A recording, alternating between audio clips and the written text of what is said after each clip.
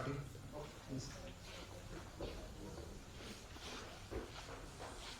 So, good evening, ladies and gentlemen. Myself, Disha Sahu, software developer at Eko, and my colleague Ketan Yadav from marketing team at Eko only. It is our great pleasure to welcome you all to this Tech Talk series, that is EkoTekTok Series. As your host for this evening, we honored and thrilled to have you here and excited to share ideas, inspirations, and insights with you. Whether you are here to connect, to learn, or to engage with our community, we hope you will find our content informative, entertaining, and thought-provoking. As we all are aware of the fact that Eko has recently introduced Eko Tech Talk, a series of tech talks to help budding entrepreneurs and startup enthusiasts to have a platform to learn and hear from experts from various fields. Let me give you a brief about what Eko is and what we do. So, India Financial Services Limited is a leading fintech company based in Gurgaon, India. The company provides a range of financial services including digital saving accounts, remittance services, bill payments, microinsurance to underserved communities in India. By providing these services, Eko has enabled micro-entrepreneurs to improve their financial literacy, manage their cash flow more effectively, and grow their businesses. This in turn has contributed to the growth of micro-entrepreneur sector in India, which has the potential to create a significant impact on the Indian economy. Eko services are accessible through a network of agents and banking correspondents who are typically small business owners or entrepreneurs.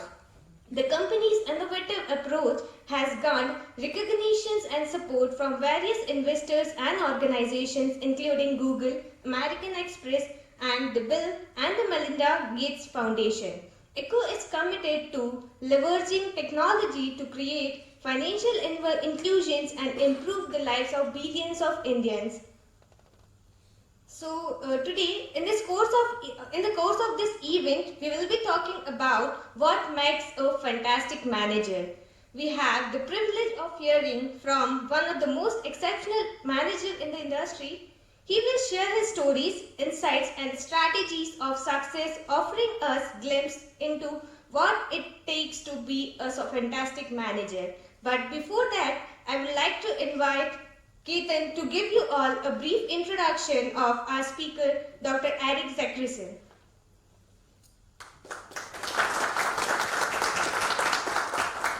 Hello everyone.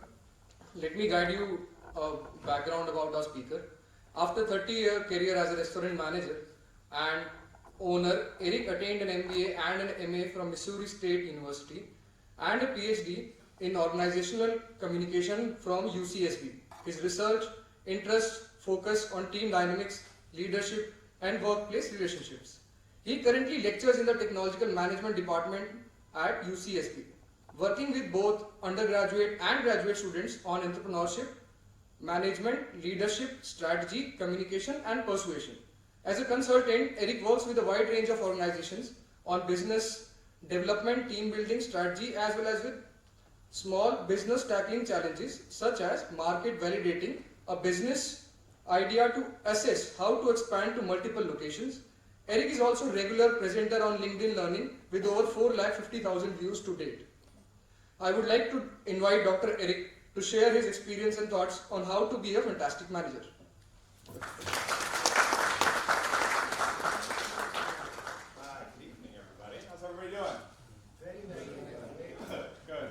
Super excited to be here. So this is my first time in Delhi.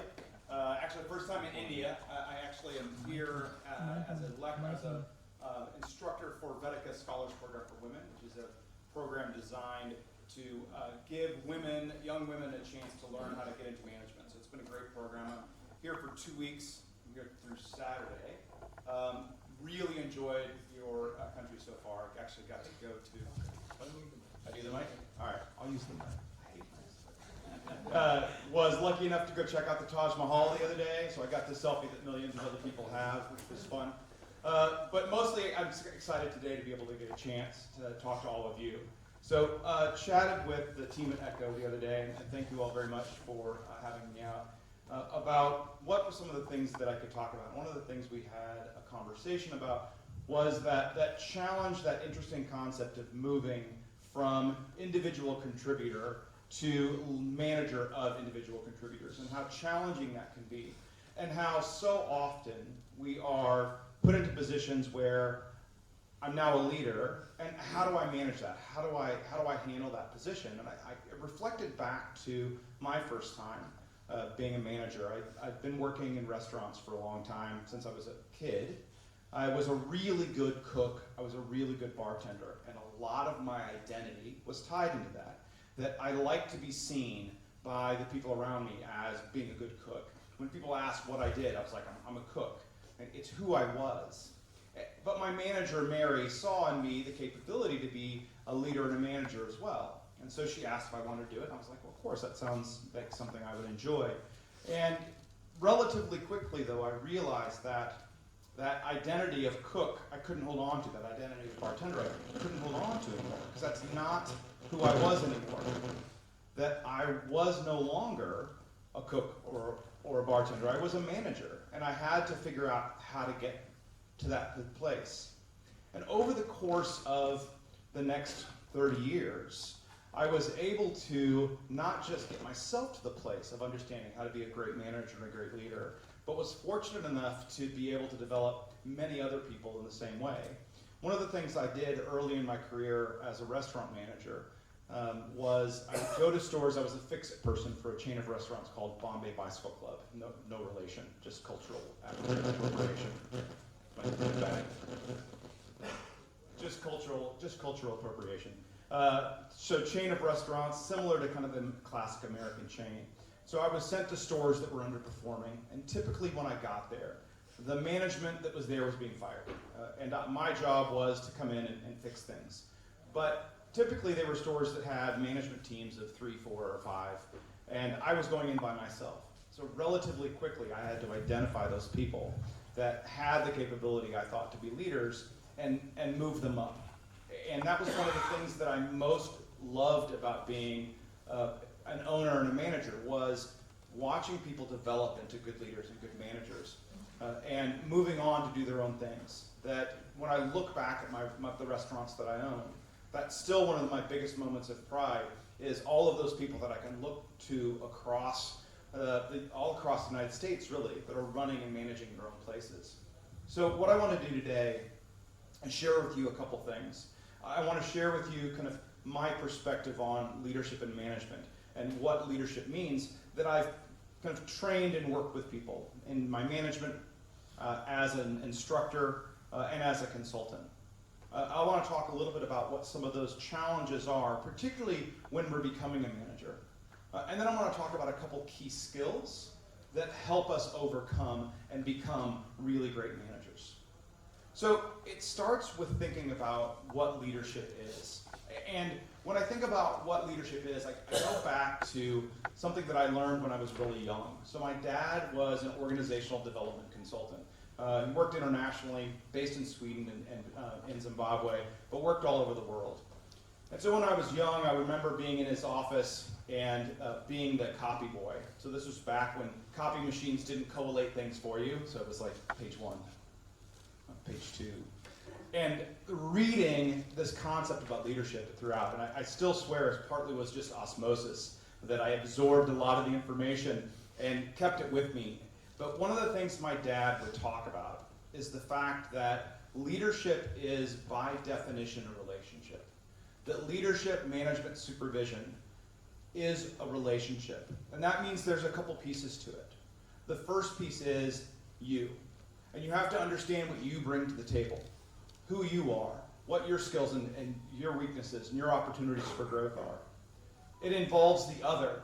And that can be an individual other, it can be the team, it can be the organization, right? But there is you and there is other. You can't be a leader without a follower. You can't be a supervisor without supervised.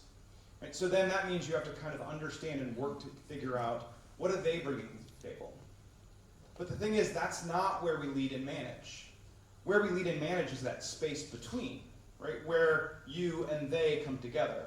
And so that's a big part of my kind of core of my philosophy of management, is that's where we have to think about, right? That idea of where we come together, because that's where our relationships happen, and that's where we manage, and that's where we lead, right? We have to think about the fact that because of that, we have to be aware of differences.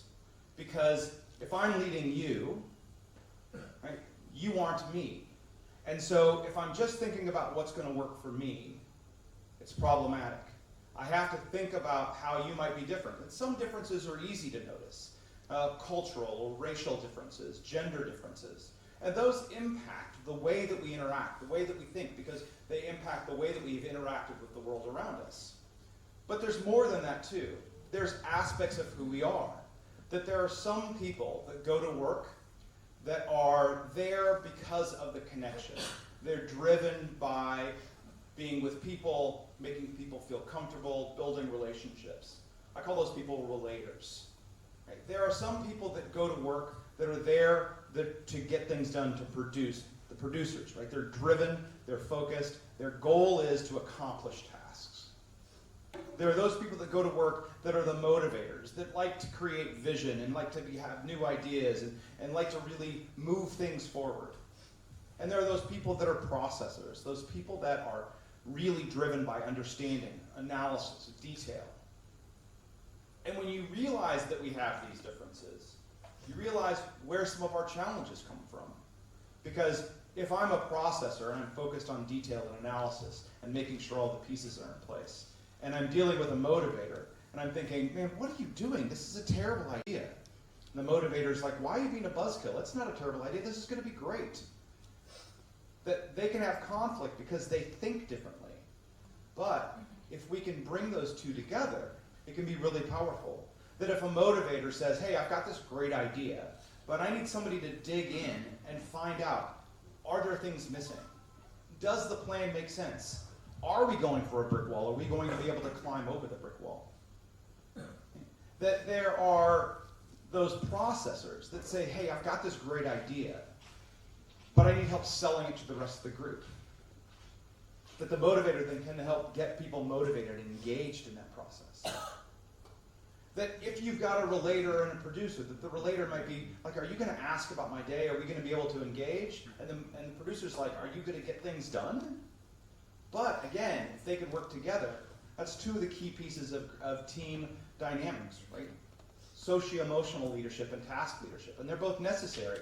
So if those two can work together, it can be successful. So as we then think about that fact, that management and leadership and supervision is a relationship, we realize that we're leading people that are different than us, and we have to find ways to bridge that gap.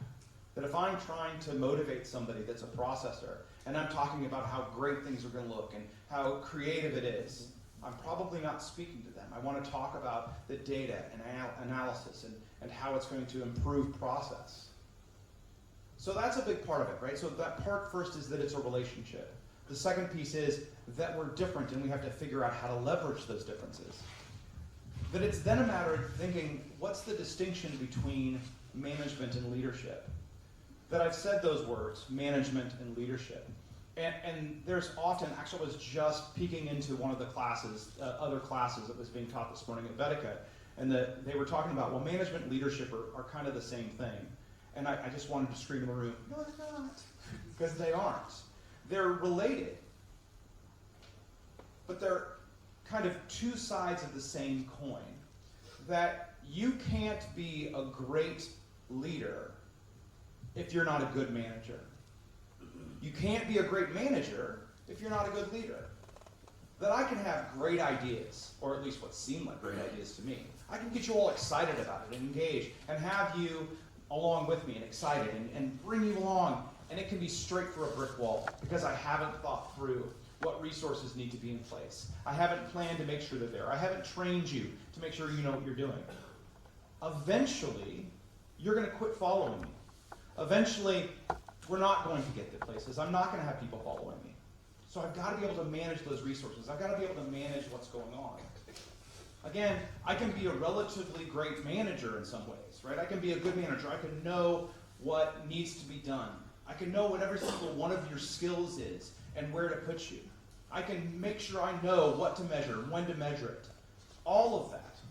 But if you don't know why you're doing what you're doing, or I don't treat you with respect, and you don't feel trust, eventually, I'm not going to be managing you because you're going to go somewhere else.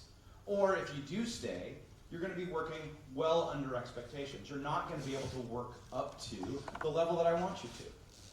So again, it's this idea that management and leadership are both necessary. You can't parse them completely out, but theoretically they are distinct. And we need to practice and learn how to do both. And so the last piece of my philosophy on management is that what we should all do as a leader and as a manager, as a supervisor, one of our primary goals should be to develop our team so that we coach them up and out. Our goal should be that the people that work for us, I should get them to the point that they are as good as they can be. And oftentimes that means not for us anymore. Right? And an interesting thing is I'll get a lot of pushback on that. Right? Why would I want to coach my people to be off my team? But there's a couple really good reasons. One is if I'm developing you to be the best you can be, and that means you move up in the organization, or you move over to another team, or sometimes it's a matter of coaching out that this isn't the right place for you, and I find how to get you to the right place, the right organization. That while you're working for me, you know that I've got your best interests in mind, and you're more likely to be motivated and engaged while you're there. Now, there is one caveat. We want to make sure that you're still working towards team and organizational goals. But we need to couch that within you also getting to where you need to be.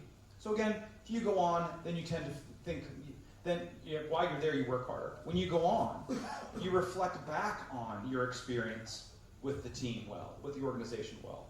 So you speak highly of our organization. You speak highly of the team. You speak highly of me. Right? And then you're a resource later on. That your managers go, oh, look at what that guy's doing. Or look at that woman's doing. They're really making sure that I'm getting good people moving up into other positions. So when they're ready to promote somebody, they're going to look to you because you've got what it takes to be at a higher level. And then the final reason, and I think this is one of my favorite ones, and one of the reasons why I was always really lucky to have great people in my restaurants. I had other restaurateurs I was in Springfield, Missouri, and were notorious for talking to me like, how do you get all these good people working for you? I was like, because I treat them right? So you get better people on your team. You get better recruits. So if I've got a choice, right, of working for Priyanka, and Priyanka, I know, if I work for Priyanka, that I'm going to get promoted eventually, that I'm going to get developed. Right? But if I go work for Sakur, that I know that everybody there languishes and doesn't go anywhere. And I'm the best employee. Who am I going to apply to? Who am I going to try? Whose team am I going to get on? Of course, it's going to be Priyanka. So again, the key here is those four pieces. Recognizing that leadership and management is a relationship. It's a relationship between people that are different, that we need to manage and lead, and that we need to be working on coaching people to get them where they need to get. Which then gets us at, okay, so how do I get to that point where I'm understanding that, right? So I get promoted. And how often do we get promoted? And we get promoted because we're really good at what we do, but we're not taught how to do the things that managers and leaders do. That I didn't necessarily. That I was a great cook, and I didn't get trained a whole lot how to be a cook.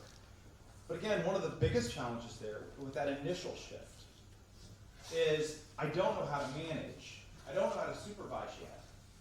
And part of that is my identity isn't there. Right? That we get caught oftentimes in thinking about, right, who am I? And I might be a great coder. I might be a great graphic designer. And we know I'm not a great manager or a great leader yet. So it can be hard to embrace that identity. It can be hard to move from individual contributor to manager of individual contributors. But there's a few things you can do, and to be honest, it's essential that you do it. because one of the worst traps I see is people going back to their comfort zone. So if I'm a graphic designer and I get promoted to run a graphic design group, and I keep just going back to that place that's comfortable, I just keep shoving other people out of the way to do graphic design, I start creating resentment in my team because I'm not giving them what they should be doing, and I'm not managing and developing and leading them. So it starts by talking to yourself about that and recognizing that I am no longer a graphic designer and no longer talking about yourself that way. Talk to yourself about being a leader. Talk to yourself about being a manager. Recognize that a lot of times this happens is that we're not comfortable with yet. So start working on those skills. If the company you work for doesn't develop it, look for opportunities to learn. LinkedIn Learning has tons of stuff out there. Other resources, right? Develop those skills, those soft skills that make us better leaders, better managers, that builds trust with other people. Recognize that one of the reasons you may be suffering this move is imposter syndrome. Right? So imposter syndrome is that idea that, do I belong here?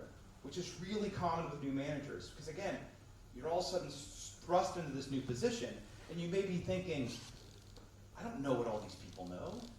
Like, I'm young, I'm inexperienced. One of the most intense experiences of imposter syndrome I experienced. So I came into my PhD, I started my education late. So I went in and got my master's degree. I started my master's degree program at 38. So I got my MA and my MBA concurrently. Don't recommend doing that. And then went to go get my PhD. Was lucky enough to get accepted to UCSB. So University of California, Santa Barbara. Really prestigious communication program, very difficult to get into. I did not think I was going to get in. I was actually third string. I knew they had invited a bunch of people out, and at least some of them said no, and then a few more people got asked, and at least one of them said no, and they're like, well, okay, we'll let Eric in.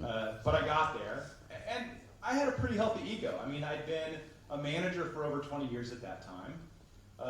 I'm relatively smart, at least I thought I was. I thought I was pretty darn smart at the time.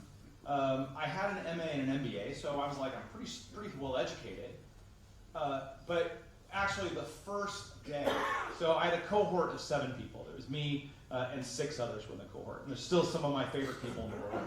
But the first day, we were all informed that maybe we weren't as great as we thought we were, because there was an 8th member of the cohort. She also got accepted on the Olympic track team. So we're like, oh great. So maybe we aren't all bad. But then really quickly, as I started kind of within a week of classes, these kids were brilliant. Some of the smartest people I've ever met in my life. And then we're talking to some of the top faculty in the world. And man, by the end of that week, I was talking to my wife at the time. I'm like, man, what did I get myself into? I'm like, I'm not this smart. Do I belong here? And I had to really step back. And this is the same thing that happens to managers. Do we belong here? And we have to stop and go, someone trusts us. Someone put us in this position. Even if we're really young. I was talking about this to the students today. It was like, one of them was like, well, I don't know anything. I'm on this group, and everybody's so much older than me. And I was like, well, then you do know something. You've got a better perspective on what it is that young people like and want and need. So you have a reason to be there. It's a matter of figuring out what that is. And recognize that of course you're not going to be perfect at it first. Of course you're not. Right? You're new to it. So give yourself some grace and develop it. Right? And then the last kind of big challenge I see here is this idea of when we become in that first role, but anytime we're in leadership and management, we have to recognize that we are by definition a boundary spanner. That we are, as leader of the team, I am part of that team. And there are expectations of that role. My team expects me to support them. My team expects me to be their voice to leadership. But I'm also part of leadership. So I'm also part of this team. And to be honest, that team's expectations are probably primary because they pay us. But there's times where those two, right, that you're at that boundary, and there's times where that boundary pulls at you. Because it's not always going to be the case that your team's needs align with organizational needs. And there are times where you're going to have to go to organizational leadership and petition for the needs of your team. You're going to have to make sure you've got a case built up that's going to support your team's needs. But there's also times where you're going to have to go to your team and say, listen, we really need to support the organization on this, even though it's not going to be a huge win for us, or we're going to let another team have what they need, or even, hey, this isn't going to be what you want to hear, but this is the decision of the organization. Now, in that, you want to make sure that you're not saying, I get it, I don't like it either. Because your leadership, you need to say, I get it, it's not the best option for you all. So let's sit down and talk about how we're going to accommodate to it.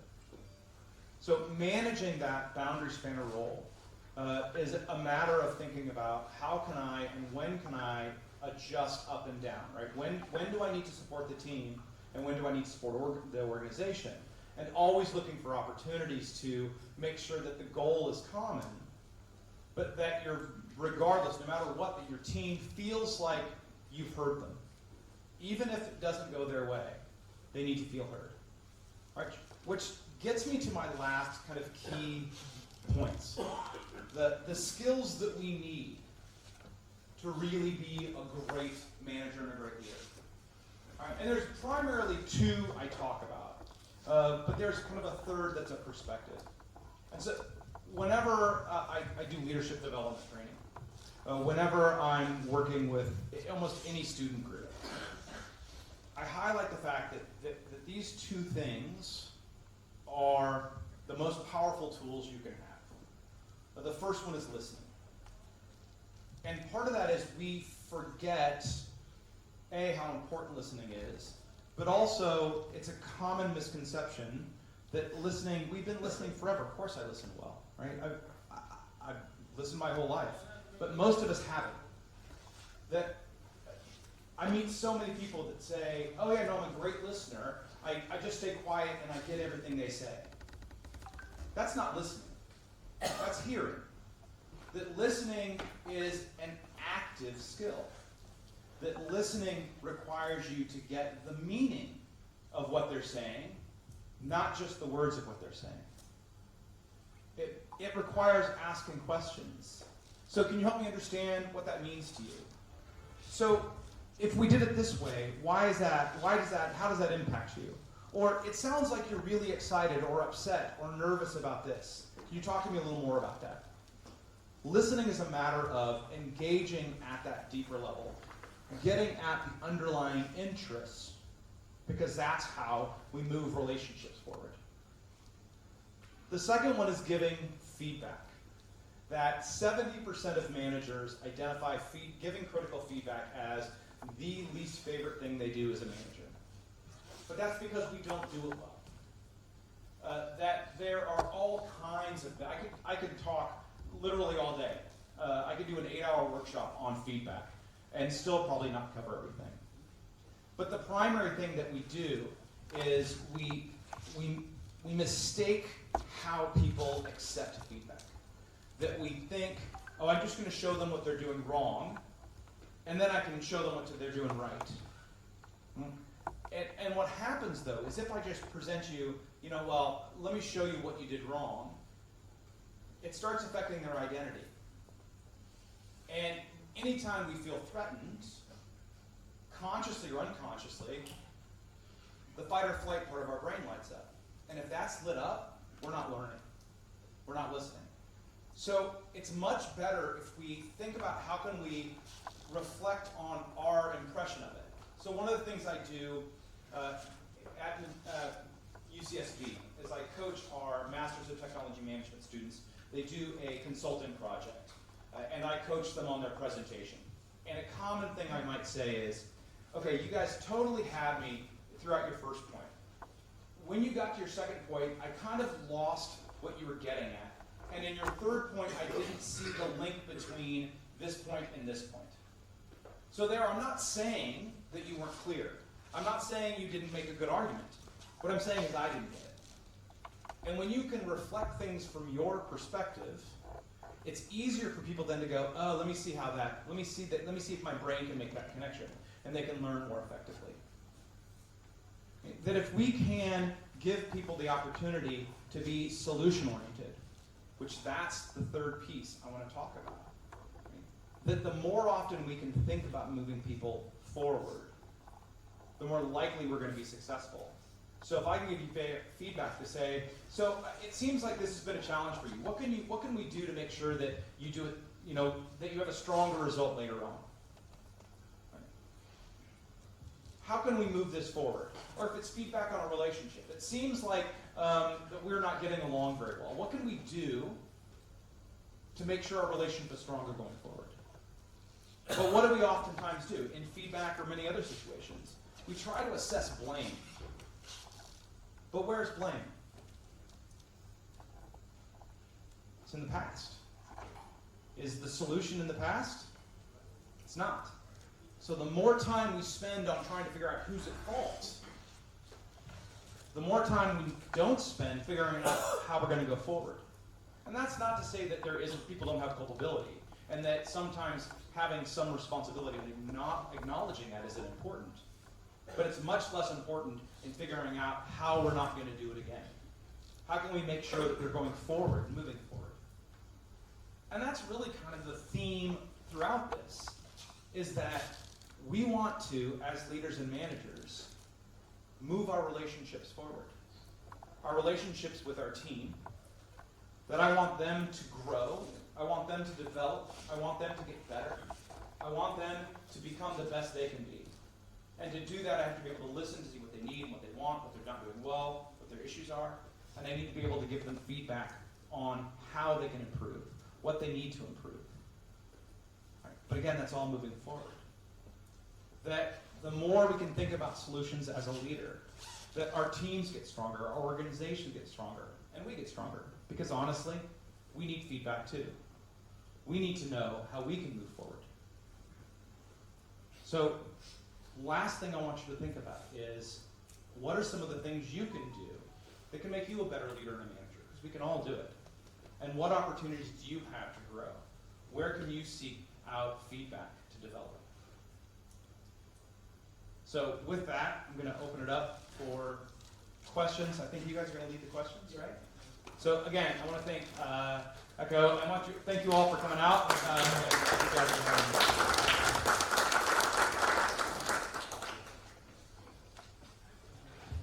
Okay, guys. We can start with the question and answers. Please raise your hands one by one. Naveenji, where's the mic?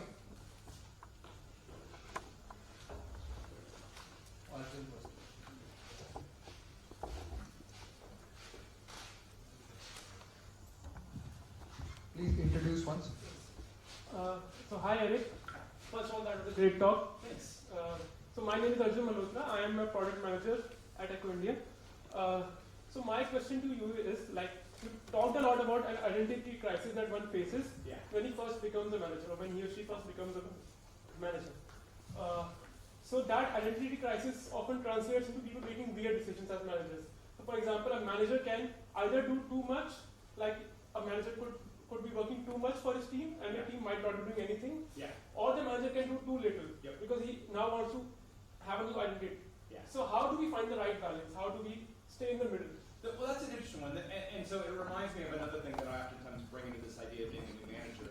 It's the idea that new managers, you're right, there's a couple dichotomies they tend to go to.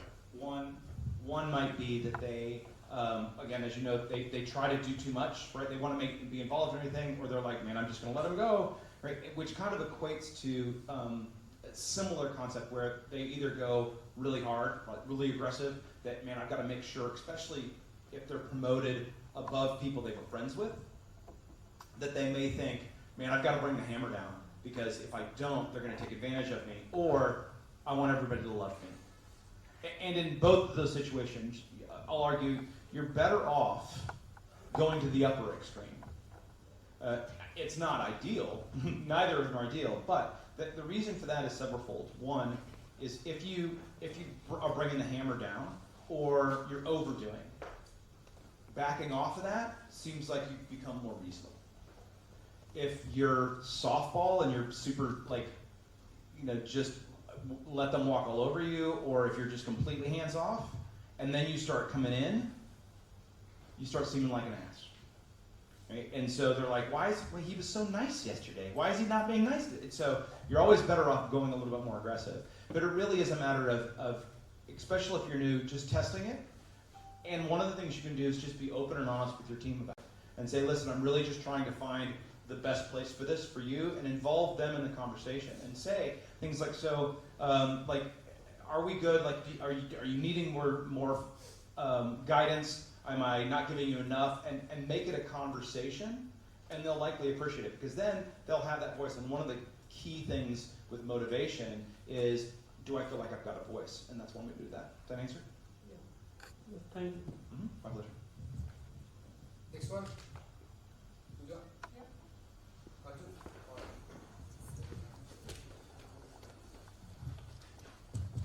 Thanks, Eric. Yeah, Really wonderful conversation and great insight for especially for a lot of us here, because a lot of us became very young managers. I wanted to ask you that you spoke about realtors, relators, motivators, processors, right? So what I've seen as a manager for myself too is it takes a lot of time to try and bucketize people as to, how do I identify, how do I find those points which hint that I am more of a relator or a processor and my team, and what's the combination I should be looking for? Yeah, so there's some interesting nuances and some tricks, some things to be really careful of there. One, I want to be really careful about the idea of those labels, right? So those labels actually come from an instrument that I use called Interpersonal Dynamics Inventory, which is an assessment of roles that you take in teams. It is similar in nature to personality assessments like Myers-Briggs or DISC or those, but there's problems with most of those in that they are self-report, and so they're what you think you are, not necessarily what you do. So that's one thing to be wary of. But the other thing is that even if I say there's relators, motivators, processors, producers, that's 4 styles. And even in India alone, that means I've got 250 million plus of each. It's a pretty broad brushstroke. And so there are ways to help think about them, but where it works is if you're thinking about the way you show up. Right? So a good team needs all 4 of those functions. A good team needs somebody paying attention to relationships. A good team needs vision and creativity and rejuvenation. A good team needs productivity and goal orientation. A good team needs process. That doesn't necessarily mean that a good team needs one person that is like, I need somebody that's a natural process, etc. It can be that we need to learn to adapt, because that's one of the things that's great about us, is I might be an ENFP or T or whatever the thing Myers-Briggs is, but that doesn't mean that I can't approach a situation differently, because I have a brain and I have higher functioning, and so I can say, in this situation, this is what I need to do. So that's one thing. The other thing to think about is that you can create processes or tools to help accommodate to not having one of those rules being met. So for example, my last restaurant that I had, we ended up having to close because of COVID, but I had it run, it was in Missouri and I was in California, so 3,000 miles away, and I had it run by a group of people. And we didn't have a producer. And so there would be a lot of ideas, and then there were things not getting done. And so one of the things we instituted was, let's come up with ideas, and then in the meeting we're going to create Gantt charts that keep us on track. So that's part of it. And again, then part of it is just recognizing it's not a matter of let me label the person, but thinking about the fact that people are different, and then figuring out how people are showing up in those situations. And again, assessments are, any assessment, I will argue, is somewhat useful in that it gets us thinking and talking about how we interact. But to really measure it, you would have to use an instrument to say, how am I showing up? And then it's a conversation of, do I need to adapt, or do I need to adjust and when? Does that answer your question? That was kind of a circuitous. Yes, All right. thank you so much. Yeah. Thank you. Guys, anyone else?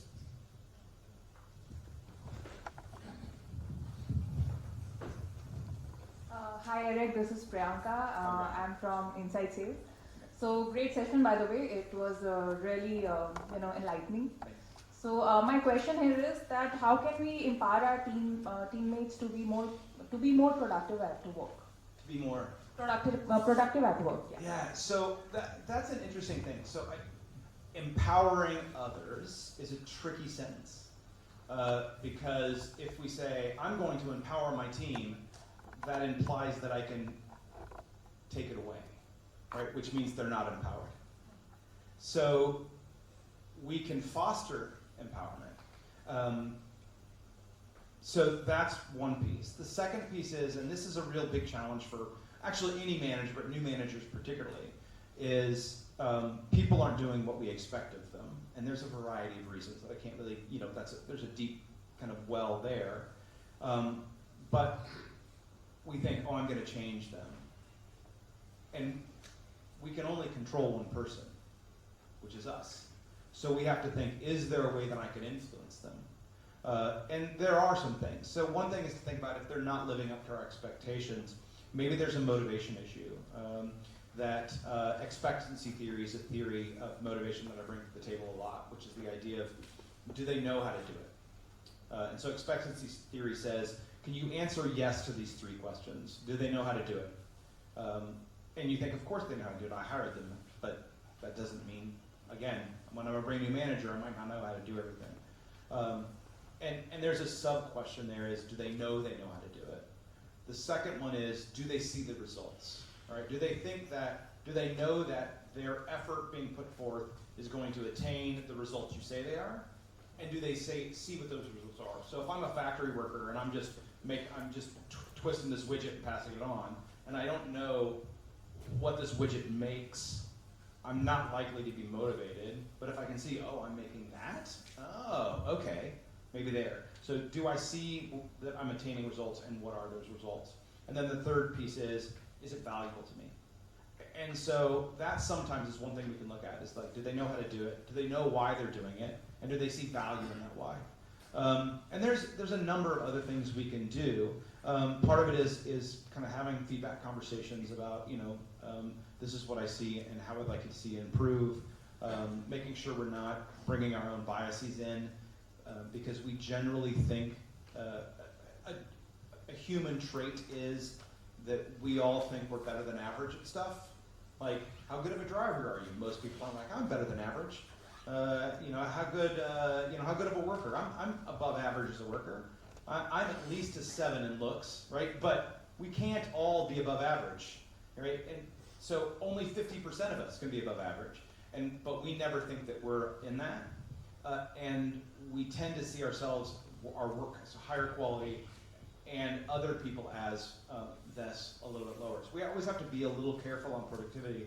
And so there's some diagnostic tools to be there. But empowering people, if we go back to that, how do we foster empowerment? We make them feel like they have a voice, for one thing. That we know kind of the keys to motivation are, do they feel like they have a voice? Do they have autonomy? And are they doing something they see as rewarding and valuable? If those three things are there, they're more likely to be motivated. And that's specifically for anything, kind of creative or that they have to, think for. It's not so much that there's less of that motivation if you're thinking about, oh, I'm just, turning a screw on a cog every day. Thank you. Hi Eric, Prince this side. I work as a data analyst in the data science team. So my question to you is, suppose like in the future, if I'll be a manager, there might be situations wherein I might have a conflict with my other team members, right? So how can what is the way out here? As a manager, having a conflict with your team, or?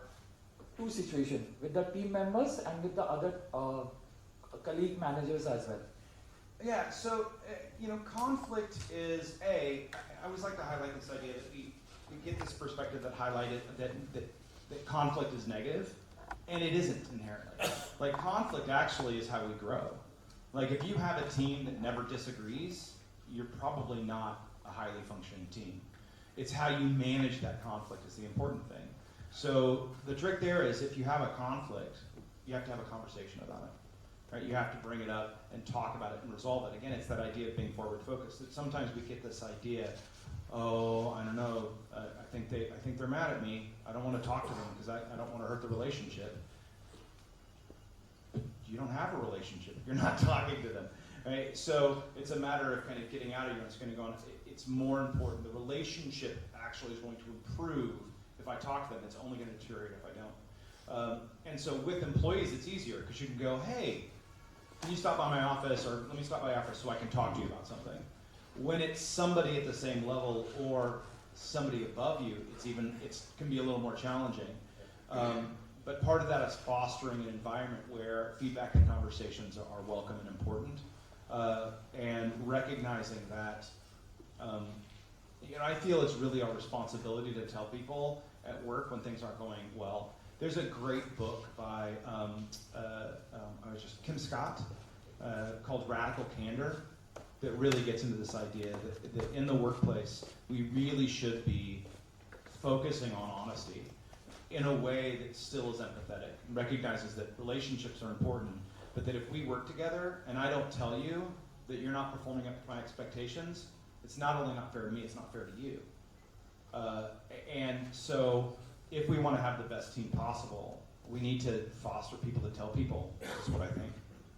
Yeah.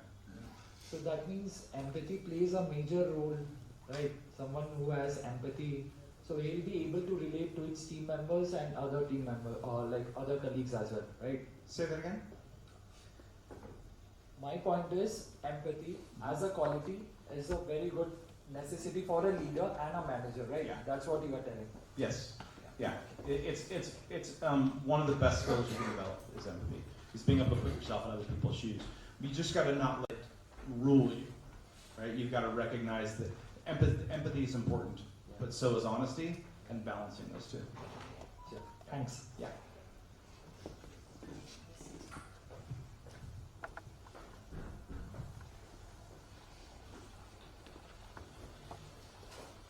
Hi Eric, myself Shubhanshu.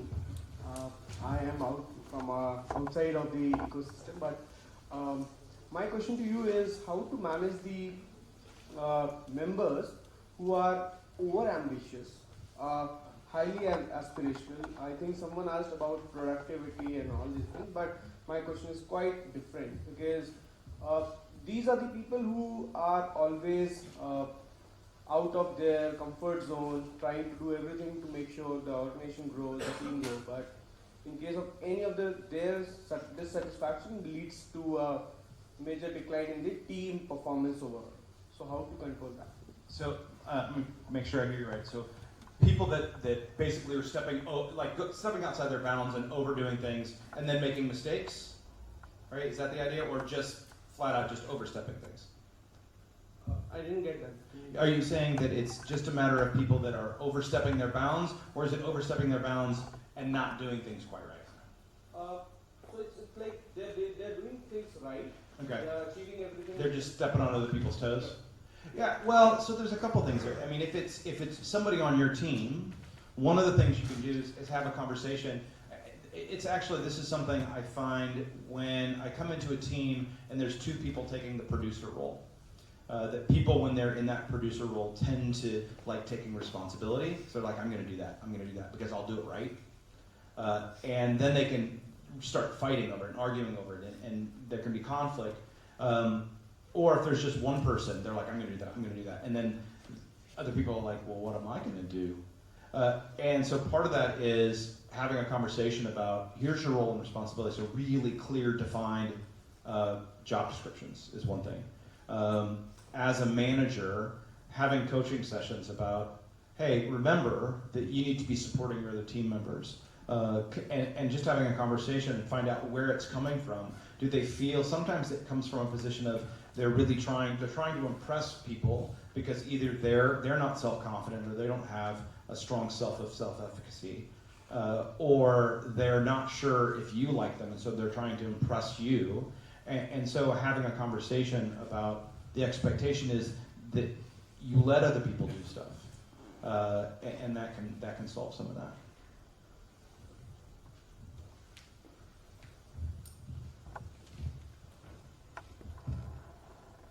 Hi, Eric. So this is Ajay Kumar. So my question is regarding when you conveyed like you were also a scouter for the future leaders. So what were the qualities you looked at? And my second part is like what were the biases you found in yourself in that judgment? So say that second part again.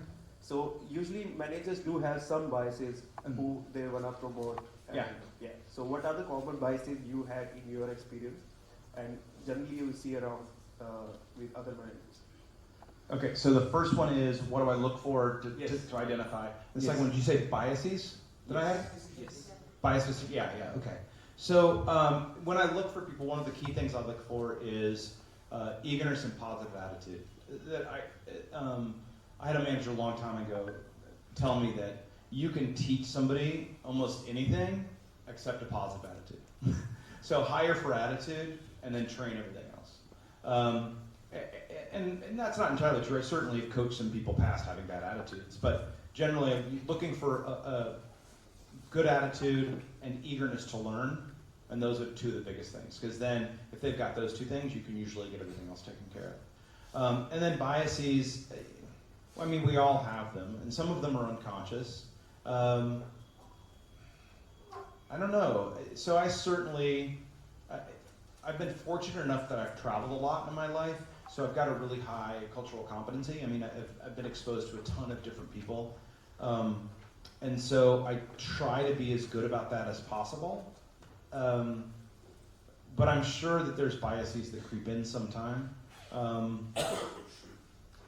Certainly one of the things I think about when I think about my students, and I think about, okay, which are the ones that I immediately like? It's the people that come across with bad attitudes or slacker. I have to actually I had a student last quarter this way, that they just came across as like, they just seemed like they didn't care. And I caught myself thinking that way about them, and then I got their first paper and I'm like, what? I'm like, this is amazing. The kid was brilliant. But my instinct was this: that they're not smart, and so that's one thing that definitely is that has hit me. But that's a great question, because I don't think I've revisited my biases for a little bit, and I think that's an important thing to do. Certainly early in my career, I probably had a lot more. I know that, because one of the things I teach is interviewing, and we still think that interviewing is the best way to hire somebody, and it's mostly not, right? And so I would find myself going, I like you, I'm hiring you. And now that I know a little more about the science, that's a terrible way to hire people. It's a terrible way to hire people. I certainly, so I am naturally, I'm naturally a relator, and that's the role I usually take on teams. And when I'm around people that are hardcore producers that don't think of others, I have to remind myself that they're just different, right? And like one of my best friends, my business partner in Sweden, who owns the company IDEA, he's a naturally a producer, and he's really good too, because he has to, every once in a while he's like, are we good, Eric? That wasn't too harsh, was that? I'm like, no, I like it, right? So I've learned to embrace that, tell me, hurt me, tell me exactly what it is. But it took me a while to get there. That when I was younger, I would immediately be turned off like people like that. But now I actually try to surround myself by people, not entirely, because that would be too painful, but at least a few people that are willing to bluntly tell me what's going on. Thanks. Yeah. Okay, I just have one more question. Sorry. Okay. So yes, in any organization, there are conflicting priorities. In the sense, organization, some season they are running fast, some season they are running slow.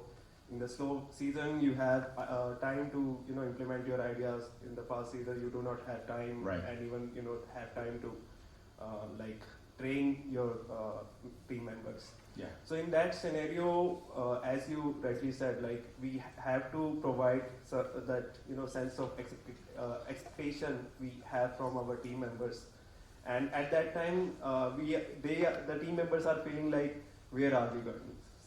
At previous season we were going this direction. Now we are going this direction, and then they are actually feeling like, what are we doing? Where are we going? How are we contributing? So these questions come to their mind.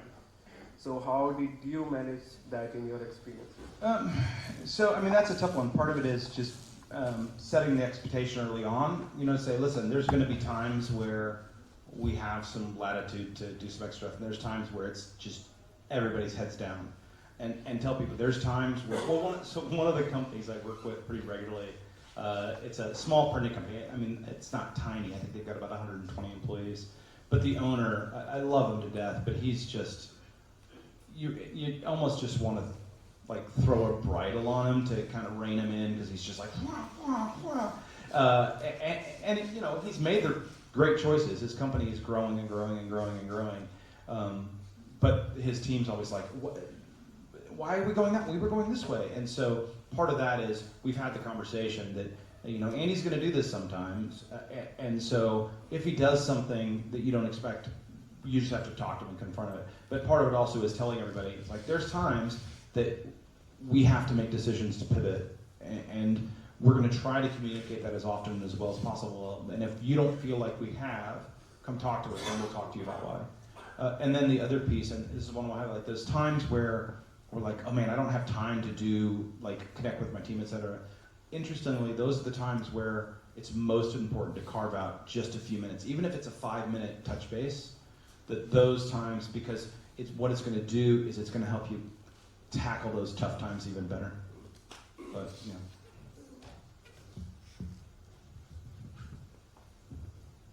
Okay, hi Eric, I'm Akira.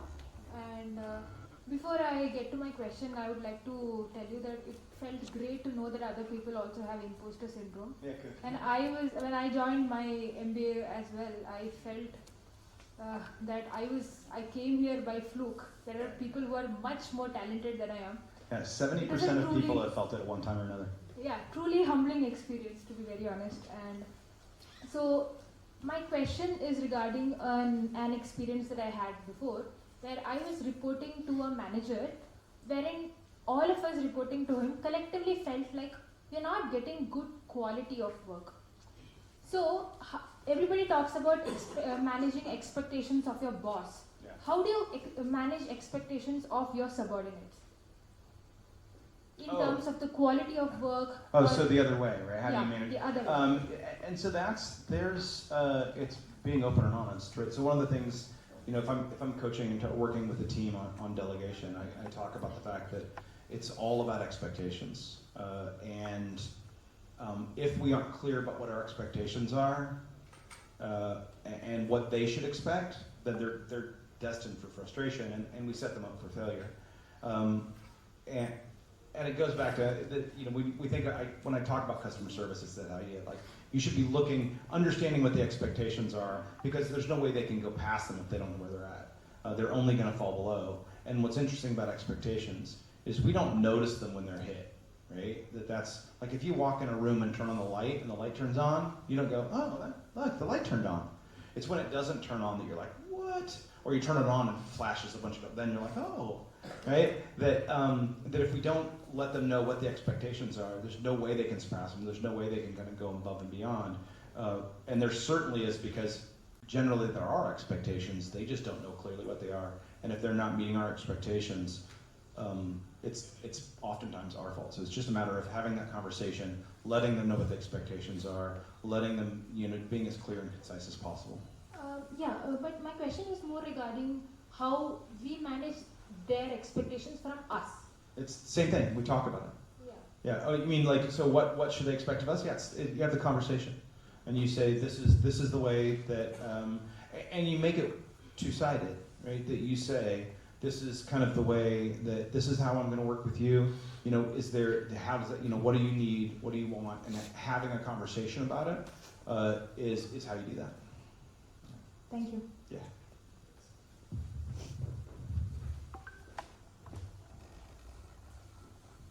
Hi Eric, my name is Nitin. I am from Venex. So one of the case studies I experienced in an organization. It is a very good organization. It is growing, right? Customers are coming up. Everything is growing as expected. But what happened was, because of a manager or one or two key people, other main employees or main talented people started quitting. Means first the manager quit because of his personal reasons. Because of that, it was a domino effect, right? Other good people who were key essential at that point of time also started quitting. So as a leader, I tried all my best to keep that manager at that point of time. I gave him a good package, everything. But because of his personal reasons, he is out. So how should I handle that situation well? How should I keep that employees? So are you saying that were people quitting because somebody was negative? No. So why were people quitting? So because of that manager quit, right? It was a tech team and the manager was the head of the tech team. Because of that manager quit, all people were feeling uncomfortable. There were no one to understand them. So they also started quitting. Okay, so the leader quit and then the people underneath him quit. Yeah. That's a tough one. And so I would argue you don't necessarily want to keep the leader because the team's going to quit if he quits, right? Because that's an indication that manager is fostering an individualized team that has the team's best interests in mind, not the organization's. And you don't want that. Okay. Right? Now, you can keep an eye for that kind of thing and identify it. But yeah, so if you kept that manager, you may have been able to keep the team, but it would have just continued that. And plus, if someone wants to leave, they want to leave. And if we are, now, if it's for something like they're not getting paid as much as they think they should, it's a great conversation. You can have that. That they're not being given the responsibility, great conversation. And if you can do it, you can do it. But people are going to quit, and people are going to respond to that in ways that they're going to respond to.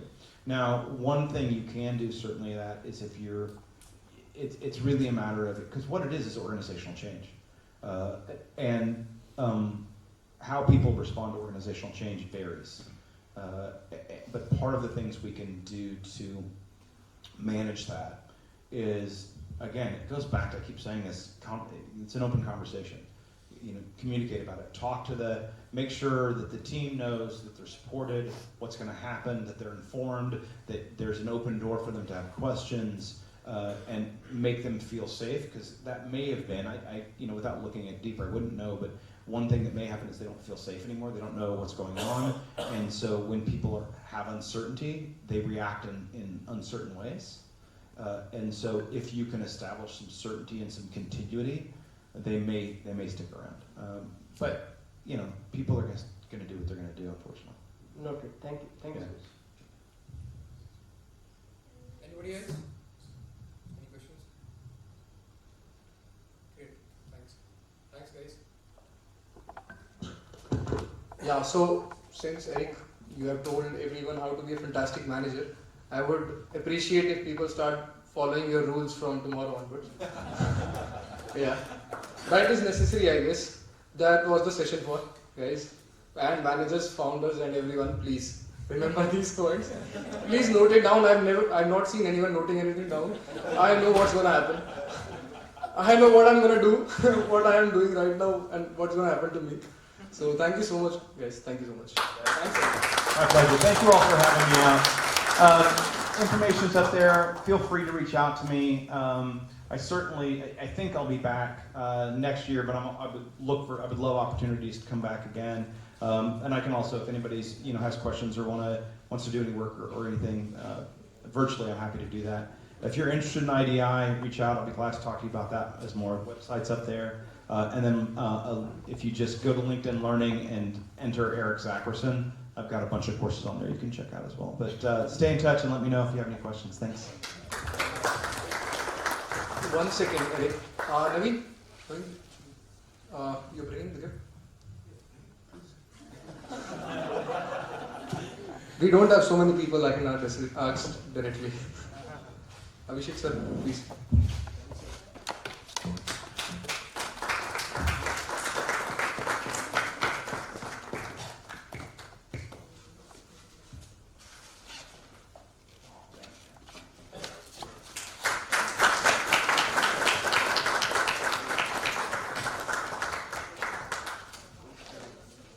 I think we should have a selfie also, since Eric is in India.